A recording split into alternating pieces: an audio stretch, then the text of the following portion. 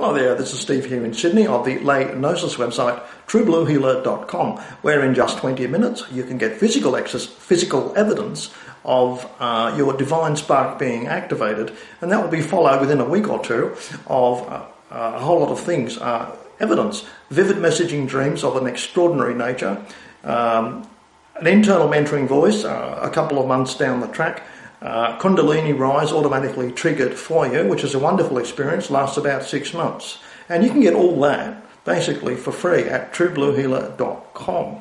Takes only 20 minutes to start the process of revealing your true self to yourself, finding out your worth. You are in fact a lot more than you ever dreamed. Some wonderfully exciting political developments are occurring so quickly at the moment, it's hard to decide what to talk about. But one of them is literally the political obituary of Hilary Clinton, which has been published in the Huffington Post. That's a left-wing social justice newspaper. I'll tell you how much it is, that. It's got 24 editors, all aged under 30. They're all social justice warriors, they're all female, all raving feminists. Even they have finally thrown in the towel, realising that their own efforts to demonise Donald Trump with all these left-wing Marxist expletives, racist, homophobe, bigot, blah, blah, blah, they've actually backfired on the media itself. And it's so bad, there's so much lying that's been exposed by so many growing number of citizen journalists, that the left-wing media has really got nowhere to go. That's the people on the side of Hillary Clinton, the New World Order people, the Marxist people. So too many Marxist expletives have been their downfall. Just too many lies exposed by a growing number of citizen journalists, which are doing a wonderful job, a superior job to mainstream media. So I'm suspecting that maybe the mainstream media will never recover from this. I can't see it unless they start making citizen journalism illegal or something, or block their sites on internets or something. I don't know how you could actually stop it. But the mainstream media has killed the golden goose. It used to have some credibility. It seems to have destroyed itself in its fervour to get one political candidate elected over another, instead of trying to display at least a modicum of objectivity, of impartiality. They've thrown the baby out with the bathwater, lost the whole position, the value of owning the MSM.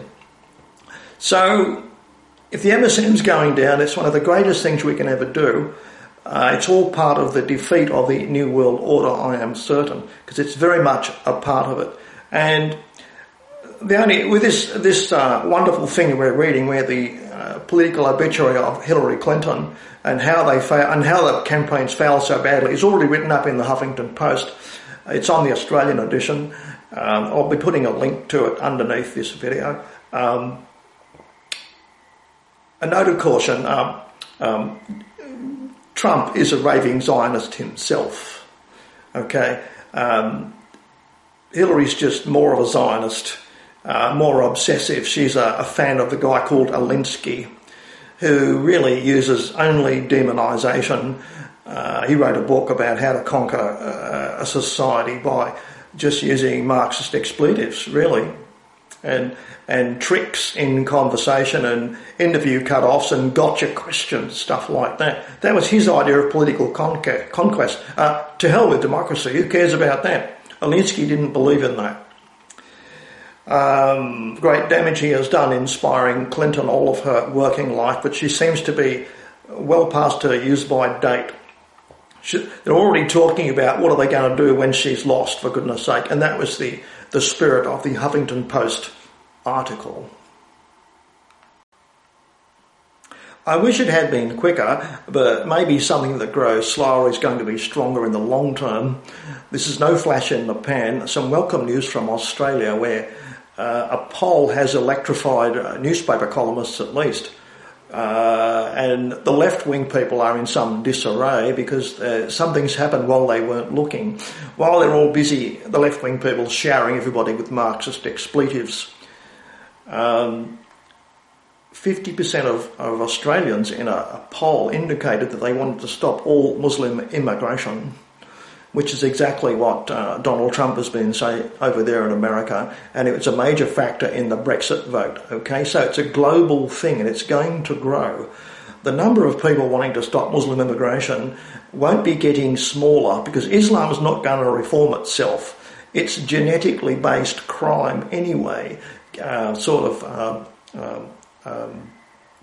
activated by a holy book, if you want to put it that way. It's the result of reading a holy book by dull, stupid, destructive, belligerent, criminal people, which only one culture produces, okay? So it's wonderful to see that Pauline Hanson, can I just show you how the left-wing respond to things now? It's kind of funny, the way they throw hissy fits. And Pauline Hanson made her maiden speech in the upper house, the Senate. She's been elected there for 6 years.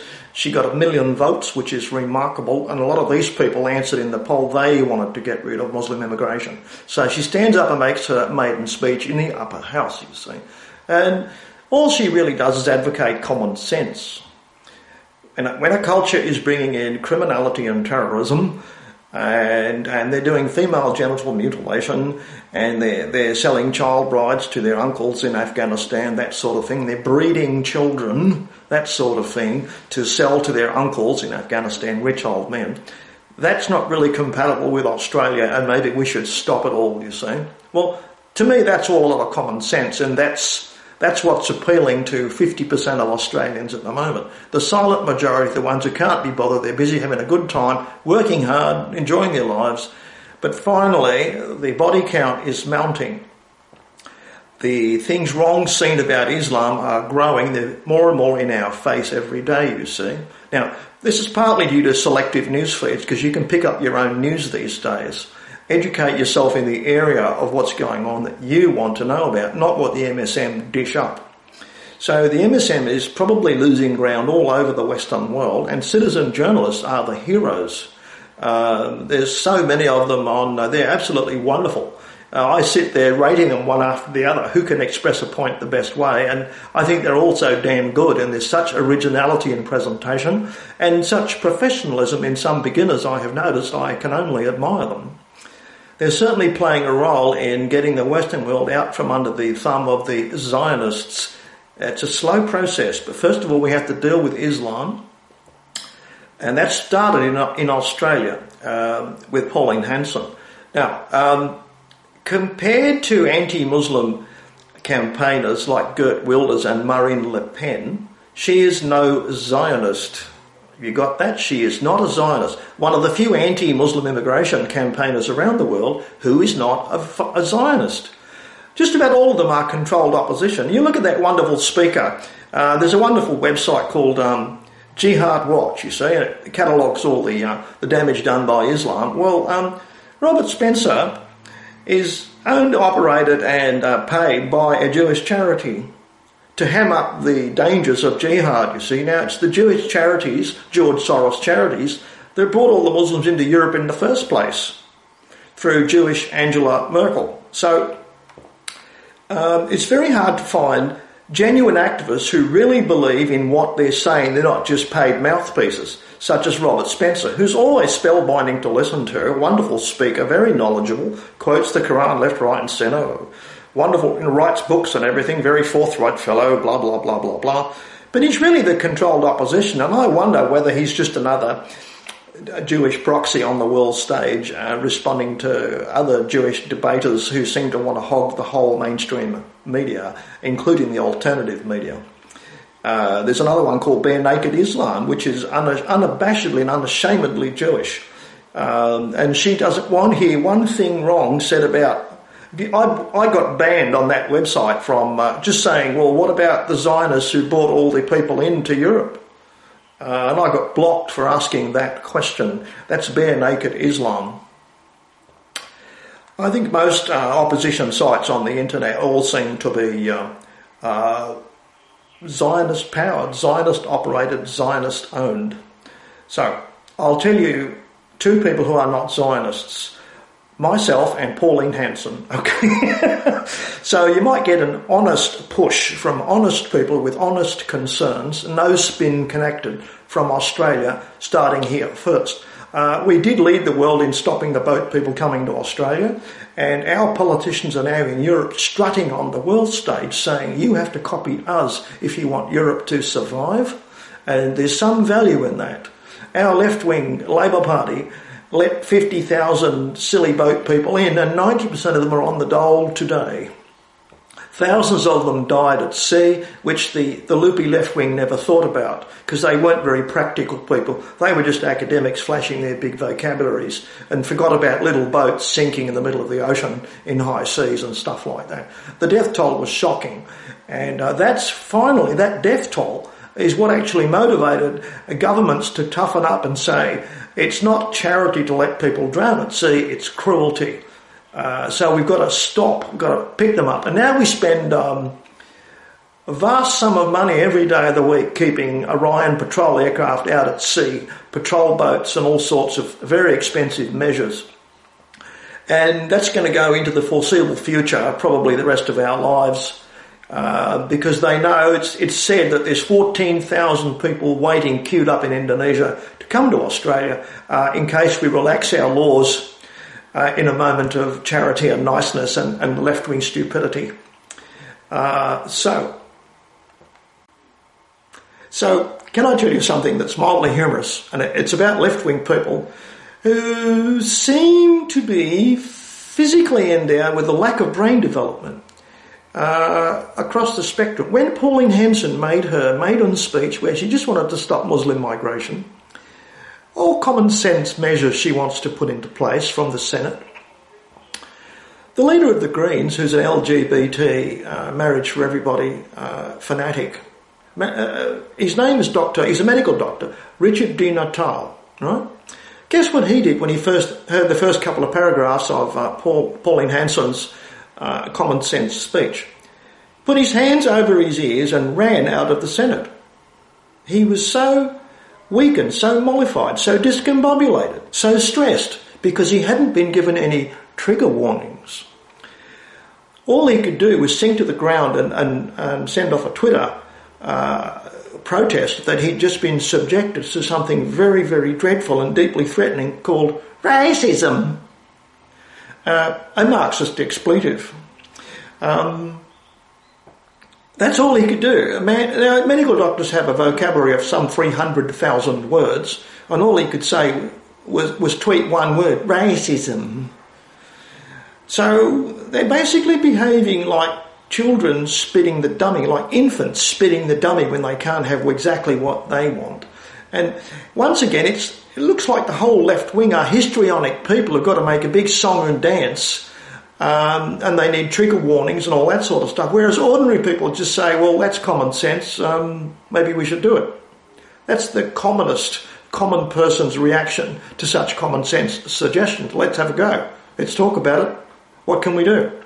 But no, all the dummy-spitting politicians, the left-wingers, throw fits and run out of the Senate chamber. It was recorded in the newspaper the other day. I've got a couple of these newspaper articles. I'll be putting them on a Facebook page and you can look at them. And I think the left wing has really had its day. The growing number of people willing to say, the silent majority of people willing to say stop Muslim immigration is growing all over the Western world. There's no country still wants more and more of it. Everyone's gradually changing their mind. Merkel is on the way out. She won't be re-elected. She's admitted she's wrong. Why did it take so long? Simple statistics could have told her it was the wrong thing to do. Her predecessor, Chancellor Kohl, said she was wrong a couple of years ago. I remember it. But no, Merkel couldn't listen to advice from a senior politician. No, she can't take advice. She knows better than everybody else because she's an intellectual, you see. Intellectuals are bereft of common sense, it would seem, and we're suffering at the hands of too many of these intellectuals infiltrating our governments at all levels. Now, another feature of left-wing thinking is kind of fascinating, and it keeps coming up again and again and again in our local politics here in Australia, and it mirrors the rest of the Western world, And that is, we have this thing called Safe Schools Initiative, which is supposedly to stop school bullying, but actually it's to get 5-year-old kids and ram homosexuality and transgenderism down their throats and get as many of them to have their genitals cut off as possible. That's the objective of the Safe Schools Initiative. Now,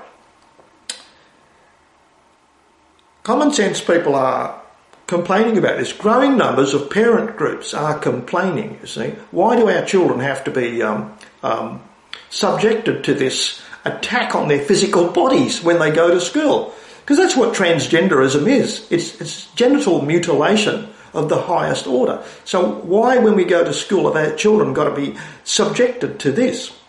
And it's pointed out by columnists that the 3 topmost advocates of the Safe Schools program don't have their children in public schools. They all have their children in very rich private schools where they are safe from the degeneracy program put in there by the left wing. It doesn't happen in private schools, you see. So once again, we're struck with the eternal message of the left wing that they don't practice what they preach.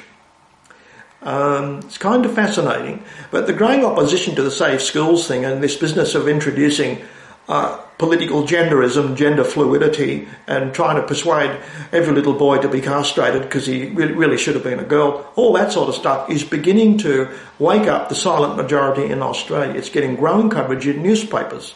And it's going on all over the world. And I'm beginning to wonder whether the left has already passed its high water mark, because there's a slow bulge growing in the silent majority who are becoming stirred up enough to state what they really think at the ballot box and even answer it in polls and things.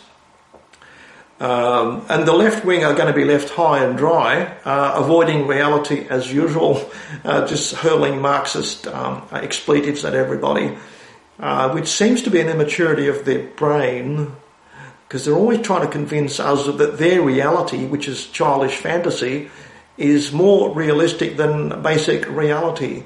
They got this histrionic tendency, this theatrical tendency to threaten us with absurdity and extreme things as an alternative to real practical life. So the Marxist people coming out of university seem to have a brain defect capitalised on by the Marxist philosophy, which encourages extremist threats and turns naive, gullible people into left-wing authoritarians, forever trying to bully everybody else into their version of fake reality, the histrionic, the theatrical reality that they want you to believe in, that everything is the end of the world next week if you don't do what we say, that sort of thing.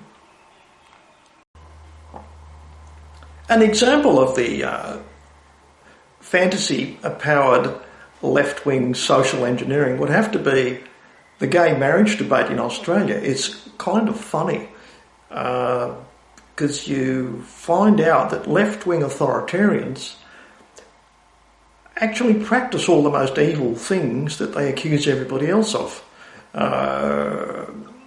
They've rained expletives on anyone who disagrees with the concept of marriage, in same-sex marriage in the political arena in Australia.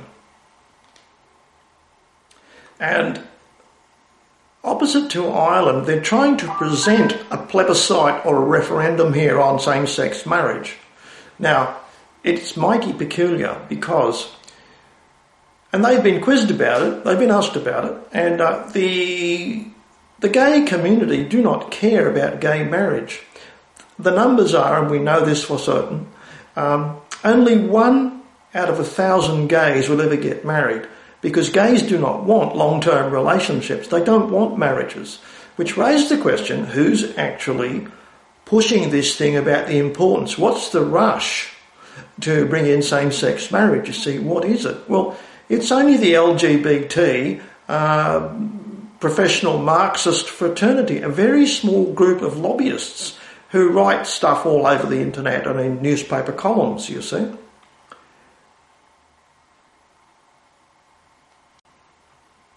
Now, this is how left-wing people make up their fantasy political beliefs. They're just absurd and actually show them as being fantasists, absurd fantasists. It goes like this. It's been noticed there's a furious effort now to prevent a referendum or a plebiscite, that the Australian people, they don't believe in democracy. Australian people should not be allowed to make the decision in the old democratic way. And so we're going to delay it until another party is elected into power, and then we'll get it forced through the parliament by some executive order where the parliament doesn't get to vote on it and the Australian people don't get to vote on it, you see. So you think, why does this tiny band of LGBT activists not want Australians to vote on it? Well, one of the reasons is Australians have a lot of common sense.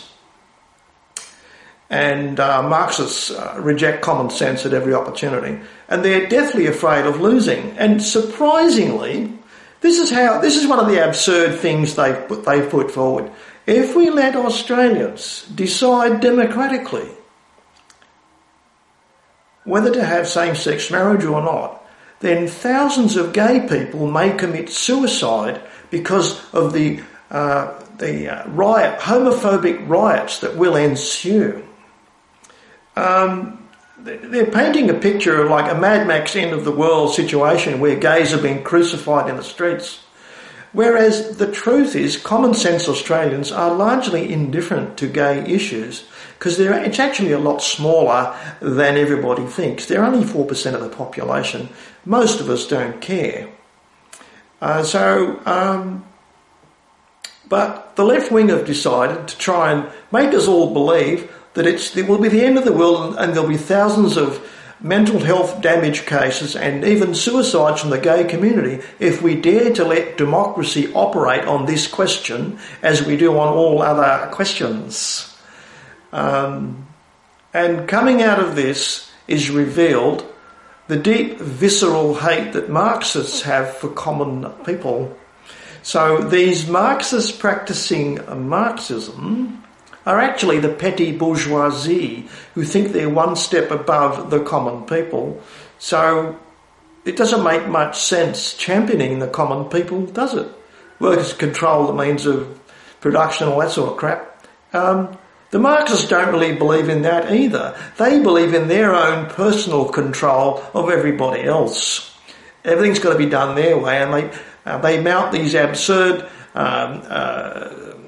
scarifying ideas to try and stampede people into obedience to their tiny little insignificant agenda. They've even talked about the cost of the referendum, $160 million, and that's another good reason to do it, because we couldn't afford that sort of money plus a whole lot of gay suicides, could we? And all you Australians would be responsible for all the suicides, wouldn't you? Because of your vast, stinking, disgusting homophobia that you practice every day. It's absolutely absent, totally absent. We really don't care. So that's why it could easily fail, because not enough people care about it in Australia to pass it. Despite all the advocacy, no, it's not a major issue to anyone, you see.